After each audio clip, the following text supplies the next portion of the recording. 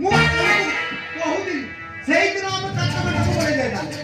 ଆପଣ କହିଲେ କଣ ବଞ୍ଚି ରହୁ ସେଇ ଖରାପ ପାଇଁ ଆଜି ସବୁ ପ୍ରକାର ଟେନସନ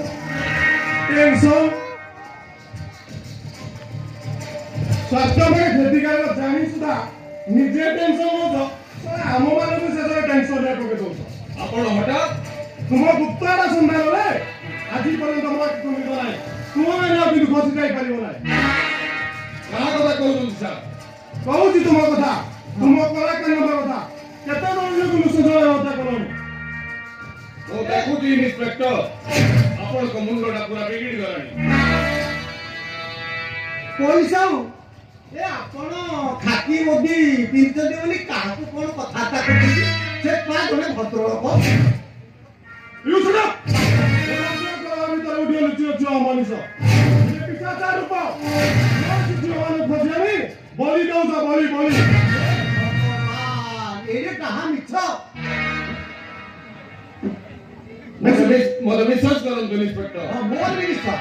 ଏମିତି ଜଘନ୍ୟ କାମ ମୁଁ କେବେ ହେଲେ କରିପାରିବି ନା। ବେଶୀ ଚେଷ୍ଟା କରିବାକୁ ଚେଷ୍ଟା କରନି। ସତ ସତ ବଳିଯାଅ। ତୁମର ସବୁ ତୁମ ସେ ପାଗଳ ମୁଁ କହିସାରିଛି। ସାରେ ସେଇ ପାଗଳ ସେଇ ପାଗଳକୁ ପାନେ ଖୋଜୁଛୁ। ଶଳା ଆମ ମାଙ୍କ ମନ୍ଦିରରେ ଯୋଉ ସୁନାରୂପା ଥିଲା ସେ ଶଳା ପାଗଳ ସବୁ ଧରି ଚପଲ। ଶଳା ଆଜିକାଲି ପାଗଳ ଗୁଡାକୁ ଜମାରୁ ବିଶ୍ୱାସ କରିବ। ମୋତେ ଥରଟେ ବିଶ୍ୱାସ କରନ୍ତୁ, ହଁ ଥରଟେ ମାତ୍ର। ବିଶ୍ୱାସ ନହେଲେ ମୁଁ ଆଜି ବିଶ୍ୱାସ କରି ଚାଲି ଯାଉଛି। ପ୍ରଥମେ ମୋତେ ସେ ପାଗଳକୁ ଖୋଜି ବାହାର କରିବାକୁ ପଡ଼ିବ।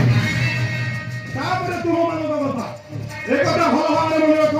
ମିଷ୍ଟର ପାର୍ବତୀ, ପୋଲିସର ସନ୍ଦେହ ଅଛି ଆଜି ଖାଲି ତୁମମାନଙ୍କ ଚାରିପଟେ ଘୁରି ବୁଲିଲା। ଆସ୍ତେ ଫାଇଣ୍ଡ ଇଟ୍।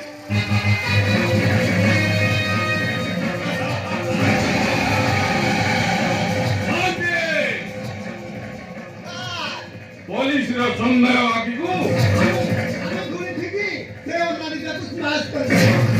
ନା ଥିବ ବଂଶ ନା ବାଜିବ ବାଂଲା।